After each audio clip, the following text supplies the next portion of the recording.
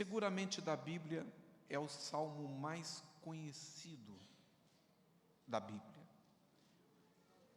Para nós é o salmo de número 23.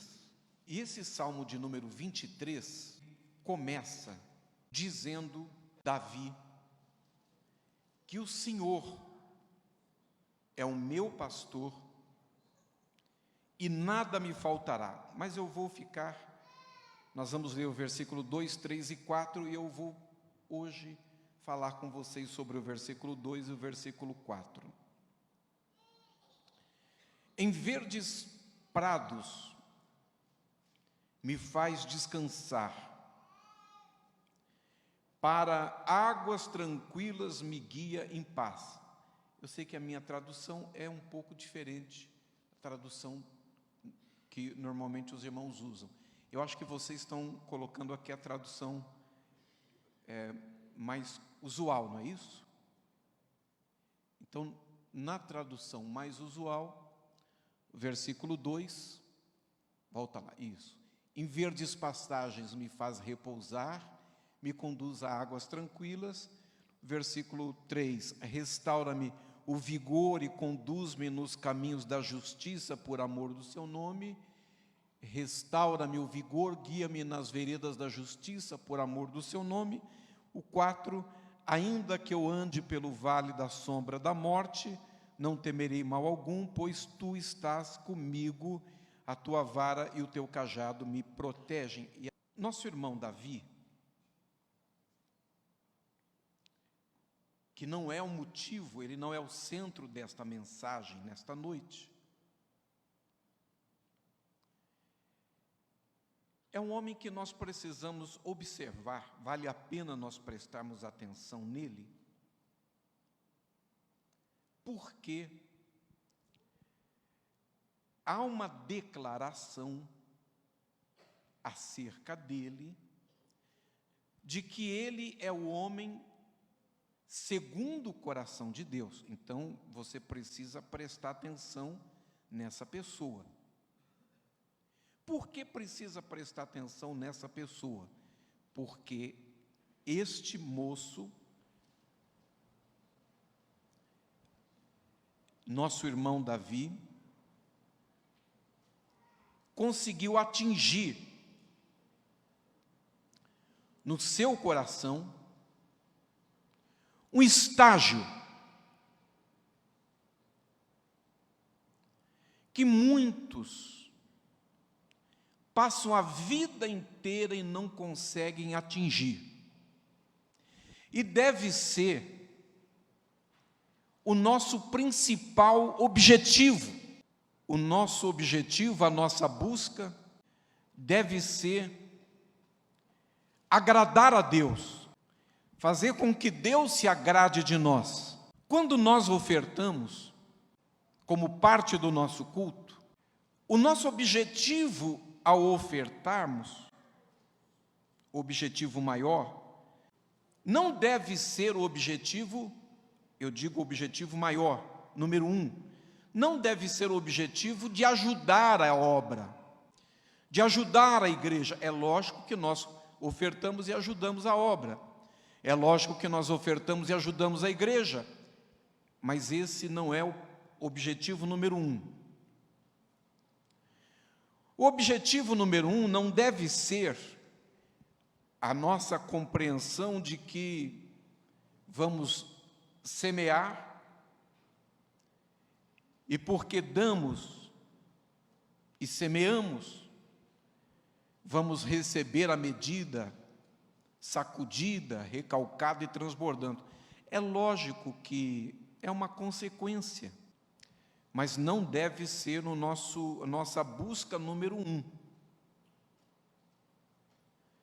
A nossa busca número 1 deve ser o objetivo de agradarmos a Deus.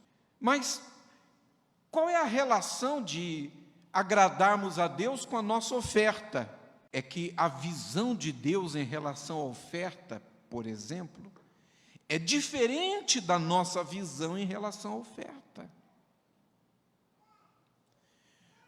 Para muitos de nós que ainda não alcançamos esse diapasão do coração que Davi alcançou, oferta é dinheiro. Mas para Deus nunca foi dinheiro. Para Deus sempre foi atitude. A primeira oferta que nós encontramos na Bíblia foi dada pelo próprio Deus. Porque Deus amou o mundo de tal maneira que deu o seu Filho unigênito, Ele deu, foi uma oferta, para que todo aquele que nele crê não pereça, mas tenha vida eterna. E quando foi que Deus deu a sua oferta? A Bíblia diz, em outro texto, que Cristo foi morto, o Cordeiro de Deus que foi morto antes da fundação do mundo. Então, Deus nunca pediu nada para alguém que Ele não tenha tido disposição de fazer primeiro. Qual é a segunda oferta que nós encontramos na Bíblia? A oferta que foi praticada. A oferta, ela é praticada. Nós não damos, nós praticamos. A oferta que foi praticada por Caim e Abel. E aí nós começamos a entender que Deus enxerga completamente diferente de nós, coisas que nós movemos diante dele.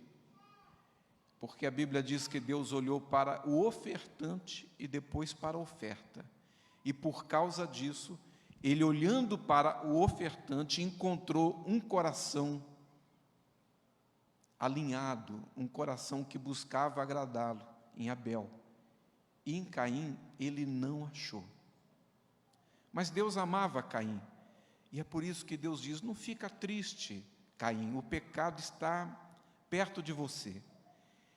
E está querendo te dominar, mas você precisa vencê-lo. Deus deu um conselho e deu um alerta.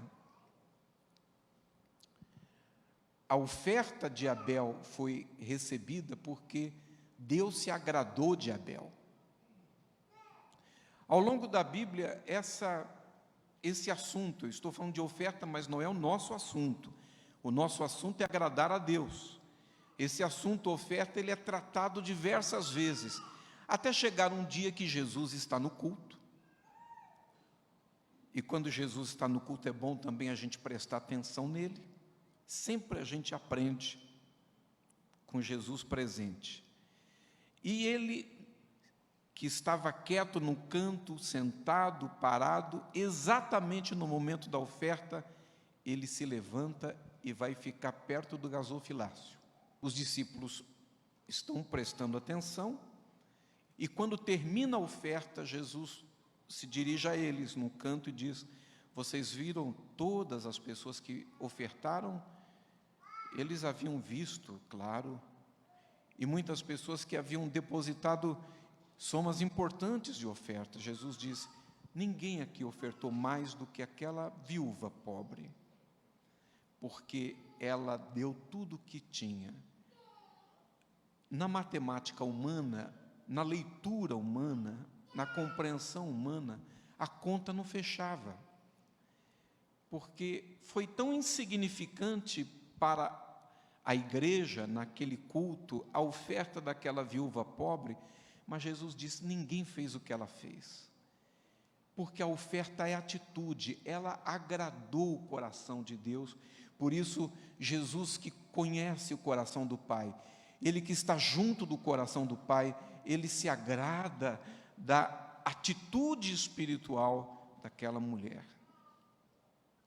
Ela buscou agradar a Deus. Davi é uma referência de pessoa que a sua vida toda ele buscou agradar a Deus. Nas suas lutas, nas suas guerras interiores, nos momentos em que ele estava no pasto, cuidando das ovelhas malhadas do seu pai, que são aquelas ovelhas que não têm valor comercial, e ele se arrisca quando percebe que o leão ataca as ovelhas, o urso ataca as ovelhas, ele arrisca a sua própria vida para defender ovelhas que não têm valor comercial, porque elas pertencem ao seu pai. Deus se agrada do coração desse moço que luta, que expõe a sua vida, coloca a sua vida em risco, que leva a sério o que está fazendo, que está no pasto e não é lembrado para celebrações, até quando Samuel foi ungir o rei na casa do seu pai Jessé. Seus irmãos perfilaram-se, mas ele não foi sequer lembrado. Mas ele transforma toda aquela amargura da vida, aquilo que poderia provocar nele um moço recalcado, dolorido, magoado com todo mundo, amargurado, ofendido, ele transforma aquilo em louvor. E é disso, é dessa dor, desse desprezo, desse menosprezo, dessa posição que ele é colocado, que nascem os salmos, que são produzidos os salmos. E até o dia de hoje, os mais belos hinos e poesias são escritos em tribulação. E ali no meio do pasto, cuidando daquilo que aparentemente não tinha valor, mas que para o que ele estava disposto a entregar sua própria vida, a colocar sua própria vida em risco, é ali enquanto as ovelhas descansavam ou pastavam, que ele transformava os seus intervalos em momentos de inspiração, transformando todo aquele combustível que poderia monstrificá-lo, transformá-lo num homem rude, duro, espinhoso, num coração doce, um espírito atento, que reage ao Espírito de Deus. Por isso, nós precisamos olhar para ele, prestar atenção nele, já que ele é um homem que agrada o coração de Deus, mas que tinha tudo para ser diferente, e que transforma as pressões da vida, as questões da vida, as equações da vida, em variáveis que ele conjuga para seu crescimento espiritual, para chegar perto de Deus.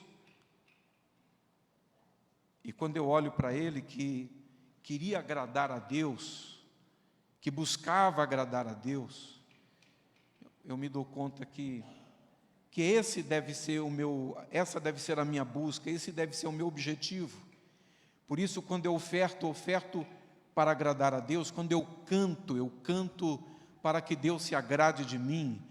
Quando eu venho para o culto, eu venho para que Deus se agrade de mim. Quando eu ministro a palavra, eu faço para que Ele se agrade de mim. Quando eu ouço e recebo, eu ouço e recebo de forma que Ele se agrade de mim. Quando eu congrego a fim de que Ele se agrade de mim. Quando eu invisto no trabalho missionário, eu faço para que Ele se agrade de mim. Quando eu saio pelas portas da igreja para enfrentar a vida, encarar o dia a dia, a semana, as lutas, as afrontas, as humilhações, as peneiras da vida, eu o faço sob o temor de Deus para que Ele se agrade de mim. Então, a maior motivação, aquilo que move verdadeiramente a minha vida, deve ser o objetivo de agradá-lo. E por que entregamos a Deus um santuário como este, uma casa de oração como esta, com o objetivo de agradarmos a Deus? E não porque Ele more em prédios feitos pelas mãos humanas, mas porque Ele encontra em nós um coração que o busca, que deseja, por amor a Ele, materializar a nossa fé, que por amor a Ele tem zelo pelo ambiente em que consagramos a Ele para que aqui cultuemos o Seu nome. E aí, quando eu presto atenção nesse moço que agradou a Deus, que não foi perfeito, que muitas vezes ele pendurou uma faturazinha, que Deus depois acertou com ele. Mas aí ele compõe para Deus esta música, que mostra muito dele, fala muito dele mesmo. E ele começa dizendo: o Senhor é o meu pastor. Ele entende de pastor e ovelha. É isso que ele faz, é isso que ele vive. E quando ele fala, o Senhor é o meu pastor, ele está pensando: se eu cuido de malhadas que não têm valor comercial, e se o leão vem destruir, ou o urso aparece para destruí-las, e eu enfrento o leão, seguro pela barba e protejo a minha ovelha malhada, e me agarro com o urso que quer me abraçar, e o abraço do urso é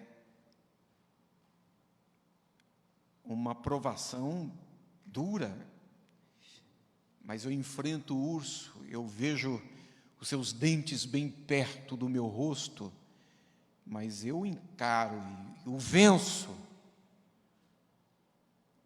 porque se ele me mata, ele vai destroçar as ovelhas. Se ele passar por mim, ele vai destroçar as ovelhas que são minha responsabilidade. Então, quando Davi está dizendo, o Senhor é o meu pastor, ele está dizendo: se eu sou capaz de encarar a boca do urso aberta, os seus dentes me ameaçando, e encarar o leão para proteger a malhada que não tem valor, porque se passar por mim, estas feras vão destruir, vão dizimar o rebanho. Olha o que ele está dizendo de Deus. É assim que eu vejo o meu Senhor. Eu vejo que Ele é capaz de se mover. Ele é capaz de encarar qualquer dente, de qualquer tamanho, qualquer tipo de ameaça, de risco, de perigo, porque entre esse perigo e essa ameaça e eu, está Ele. Se o perigo e a ameaça passar por Ele, vencê-lo, eu não tenho como me defender, eu não tenho proteção. Ele está dizendo: o Senhor, o Senhor, Ele é o meu pastor. Ele vai fazer tudo o que tiver que fazer para entrar na minha frente. Tudo o que tiver que fazer para que o risco e a ameaça não me atinjam. Se eu sou pequeno, sou limitado, sou fraco, sou filho de Jessé, e posso enfrentar os perigos, as ameaças e os riscos para proteger as malhadas, Ele é o meu pastor. Ele vai fazer o que eu não poderia fazer, o que eu não conseguiria fazer. Quem está falando de pastor e ovelha é quem entende. E aí eu começo a me dar conta de que eu estou ouvindo um crente, que tem intimidade com o Senhor, uma intimidade tão verdadeira que produz nele confiança. Então ele é consciente de que o mundo faz com que ele seja cercado de riscos e de perigos, mas ele tem um pastor. Malhadas, meus irmãos, são ovelhas que não têm pastor. As malhadas eram neste momento em que vive Davi como pastor, aquelas ovelhas que os donos de rebanhos, os pastores, descartavam no meio da estrada, iam largando no meio do caminho, para que o leão, o lobo, o urso, que viessem porventura perseguir o rebanho, encontrassem essa malhada, se alimentassem delas e não colocassem em risco o rebanho. Acontece que aqueles camponeses pobres, que viviam ali da agricultura, pobres, eles iam muitas vezes atrás desses rebanhos e encontravam essas malhadinhas abandonadas no caminho. São as ovelhas que não têm pastor. E neste caso, o pai de Davi começou a pegar essas malhadinhas largadas para serem mortas. Ele fez um rebanho das ovelhas que não tinha valor, das descartadas. Então Davi é o pastor das descartadas. Davi é o pastor das ovelhas que não tem valor comercial. Não dá para se orgulhar de ser pastor de malhada. Não dá para ele se orgulhar, assim vai descer do rebanho. Mas ele ama aquelas malhadas. Ele se arrisca por elas, ele luta por elas, ele as protege. Ele é o pastor, elas têm pastor. Então elas não vão virar comida de urso, não vão virar comida de leão, comida de lobo. Elas têm pastor. Quem tem pastor, a ovelha que tem pastor não vira o destroço, ela não vira a janta das feras do campo. Tem pastor. Davi começa esse salmo dizendo: eu tenho pastor. E eu chego aqui nas últimas semanas do ano de 21, estamos entrando no ano de 22, as notícias que nós recebemos todos os dias são péssimas. Parece que quando a gente já ouviu tudo de ruim, vem a ruindade, a maldade se reinventam e vem alguma coisa pior. Alguma coisa muito estranha está acontecendo no mundo, e nós que lemos a palavra de Deus, estudamos a palavra de Deus, conhecemos a palavra de Deus, Sueli, nós sabemos o que está acontecendo. E nós sabemos, queridos, que as coisas não vão ficar maravilhosas daqui para frente. Nós entramos num tempo de trevas densas, de provações que estão vindo e que estão instaladas na humanidade. Mas nós temos pastor. Você tem pastor. Que alegria eu tenho ao dizer a vocês, e não estou dizendo nada novo, eu estou lembrando vocês disso. Você tem pastor. O que significa? Significa dizer que você pode até ver o dente do urso, muito pertinho. Você pode até ver a boca do leão, bem pertinho, quase te pegando. Você pode sentir o bafo, o hálito do leão. Aquele vento mexe o seu cabelo, tão perto que ele está. Você pode perceber os dragões ao seu redor. Mas você tem pastor para tocar em você, para chegar em você, para alcançar você, precisa passar pelo pastor. Essa igreja tem um pastor. E eu não estou me referindo neste momento nem ao reverendo José da Costa, meu amigo, nem ao pastor Emerson. Eles são auxiliares, como eu também. A Igreja Brasil para Cristo tem um pastor, e nós todos somos auxiliares dele. Esta igreja tem um pastor, e nós somos seus auxiliares. começa o salmo, e este homem de quem Deus se agradava, de coração simples e amoroso, que confia tanto no Senhor, que começa o salmo dizendo: eu tenho pastor. Esse é o seu orgulho, essa é a sua credencial. Ele não começa falando dele. Eu tenho pastor, e nada me faltará. Por que não vai faltar? Porque eu tenho pastor. Por que não vai faltar? Porque eu tenho pastor. Coloca a mão assim no seu coração e fala: eu tenho pastor. Aí no versículo 2, ele fala de um ambiente.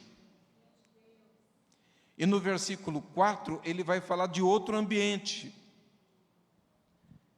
Dois ambientes diferentes. No versículo 4, ele começa usando ainda. Por quê? Quando ele usa ainda,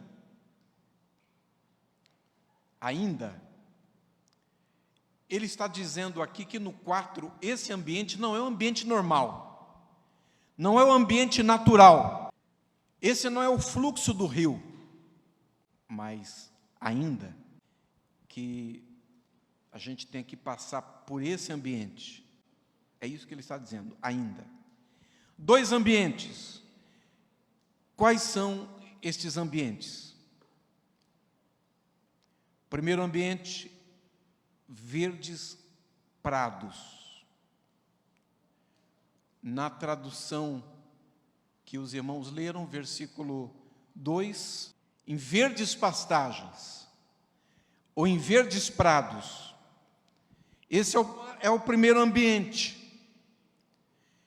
Este é o ambiente desejável. Esse é o nosso sonho de consumo, de que a vida seja sempre isso. Quando nós começamos o dia e oramos pelo dia, esse é o dia que nós queremos. Quando nós vamos iniciar um projeto e oramos por este projeto, seja na vida profissional, ministerial, pessoal, sentimental, este é o ambiente que nós temos em mente quando pedimos a Deus, quando oramos e colocamos diante de Deus. Qual é o ambiente? Verdes prados ou em verdes pastagens. Quando eu olho para os heróis da fé, quando eu abro Hebreus capítulo 11 e leio aquela galeria, eu vou me dar conta de que aqueles irmãos não foram reconhecidos como heróis da fé nesse ambiente. Esse não é o ambiente dos heróis. Esse é um ambiente onde todos nós gostaríamos de estar o tempo todo. É o nosso jardim do Éden. Verdes pastos, águas tranquilas, me guia em paz. Mas a vida, irmãos, não é isso só. Casamento não é isso só. Ministério pastoral não é isso só. Quem aqui empreende sabe que empreender, inclusive no Brasil, especialmente no Brasil, não é isso só. Quem é servidor público, estudou, concursou, sabe que não é isso só. Bom seria que fosse, mas não é isso só. Mas este irmão Davi está dizendo: eu vivo nesse ambiente feliz. Verdes pastos, água tranquila, Ele me guia em paz, e eu feliz, porque Ele está nesse ambiente, porque eu tenho pastor. Tenho pastor onde? Nesse ambiente de verdes pastos, ou verdes prados. Nesse ambiente eu tenho pastor. Mas aí a gente vai para o versículo 4, ele diz ainda, agora ele está dizendo, às vezes as nuvens mudam, o céu se transforma, a luz diminui, ainda que eu ande pelo vale da sombra da morte. É um outro ambiente. Mesmo quando eu andar por um vale de trevas e morte. Olha só, olha o ambiente. Envaldir, olha o ambiente. Mesmo quando eu andar vale de trevas e morte. Agora ele já saiu daquele ambiente do Jardim do Éden, aquele ambiente verde, com água tranquila, caminhando em paz. Esse ambiente é um ambiente hostil. Naquele primeiro ambiente, qualquer um anda comigo. Mas aí quando eu mudo de cômodo, eu entro nesse cômodo, eu entro nesse ambiente, a maioria das pessoas que eu conheço e que você conhece, vai com você até a porta. A maioria das pessoas vai comigo até a porta e volta. E eu não posso censurá-las, porque esse ambiente é horroroso, ele é hostil, ele é perigoso, é um vale coberto de trevas, eu sinto o cheiro da morte, das ameaças, e eu nem sei onde elas estão exatamente, mas eu sinto, eu percebo. Só que assim como eu estava bem no primeiro ambiente, porque eu tenho pastor, eu entrei num cômodo que ninguém me acompanha. Talvez o cônjuge não me acompanhe, talvez o companheiro de fé, o companheiro de trabalho, o sócio, o melhor amigo não me acompanhe, mas eu continuo tendo pastor. Quando você lê o versículo 4, capítulo 23, você não consegue enxergar aqui o tempo que nós estamos vivendo? As portas fechadas, comércios fechados, escolas fechadas, templos fechados, o avião não decola, o ônibus não sai, o carro não anda, o posto não está abastecendo, a loja não vende, as pessoas dentro de casa, pânico, insegurança, medo, trevas. Você consegue enxergar isso no versículo 4? Nuvem de poeira no interior de São Paulo, se levantando e tomando a cidade.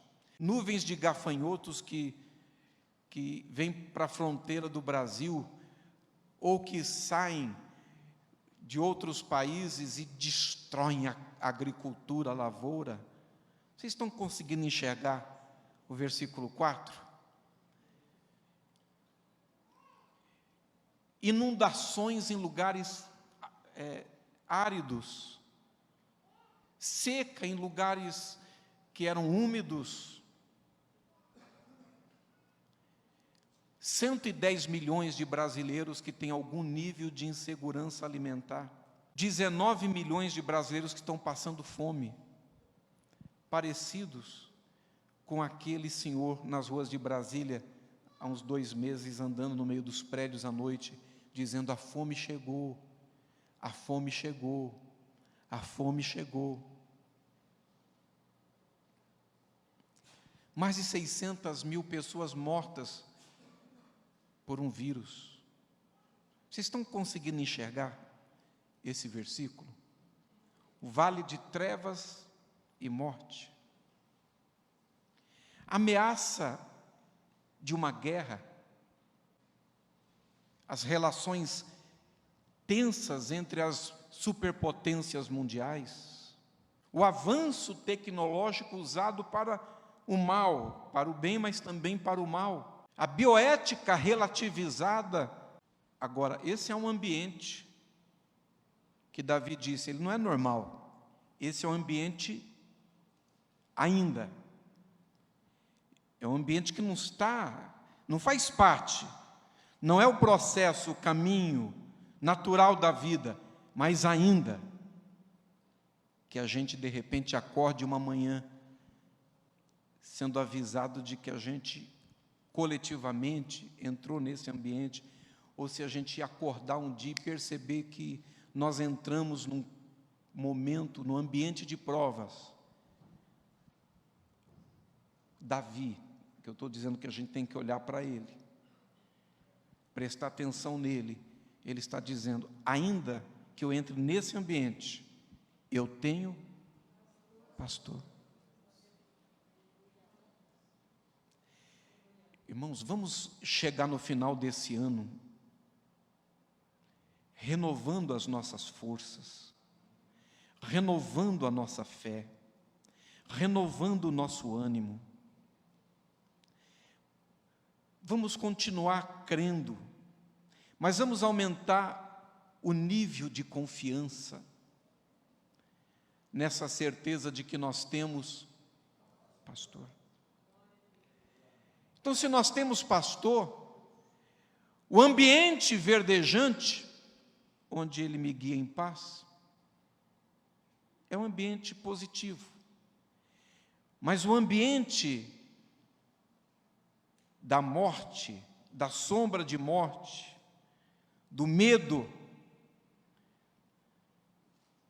também é um ambiente positivo, porque eu tenho pastor e ele está comigo. Davi disse, ainda que eu ande pelo vale da sombra da morte, não temerei mal algum. Eu não posso gritar, eu estou recém-operado, mas às vezes eu esqueço, e aí os pontinhos me lembram, aí eu volto, e ele está dizendo, eu não temerei mal algum, não vou ter medo de nada, porque eu tenho pastor, tu estás comigo, porque tu estás comigo. Você que está em casa, repita comigo, e você que está aqui também, porque tu estás comigo. Tu estás comigo. Agora veja, perceba que Davi está cantando uma música para o pastor, não é para a plateia. Ele não está jogando para a plateia, não é para a sua família, ele está dizendo isso para o Senhor. Ele está dizendo, Senhor, eu sou muito feliz, porque eu não sou uma ovelha sem pastor, eu tenho pastor, eu te tenho. Segundo, ele está dizendo, eu te conheço, Senhor, e eu sei que o Senhor me guia pelos campos verdes, as águas tranquilas, me dá paz. Ah, que satisfação a minha. E ele diz, mas ainda que o ambiente mude, que a gente tenha que passar por um outro ambiente, onde a sombra de morte, eu não tenho medo de nada, por sua causa, porque o Senhor está comigo. E ele diz, a tua vara e o teu cajado me consolam ou me protegem. Ele está dizendo, o Senhor é equipado, o Senhor é o meu pastor equipado. O que precisar enfrentar, o Senhor enfrenta. O Senhor é equipado, o Senhor pode todas as coisas, o Senhor consegue todas as coisas, o Senhor faz todas as coisas. A tua presença me dá segurança, a tua presença me dá paz, a tua presença me dá alegria, a tua presença me abençoa, a tua presença me produz descanso, a tua presença me dá confiança, a tua presença me dá segurança. E aí ele O irmão Davi está dizendo: primeiro, eu sou feliz porque eu tenho pastor. Eu não sou qualquer um, eu tenho pastor. Segundo, em circunstâncias normais, eu tenho pastor. Terceiro, em circunstâncias adversas, eu tenho pastor. E aí ele está dizendo: circunstância adversa passa. Toda luta passa. Toda dor passa. Todo choro passa. O choro pode durar a noite toda, mas a alegria vem. Aí ele diz: e uma hora, pastor, Senhor, esse ambiente passa. E aí eu sei que o Senhor vai preparar um banquete.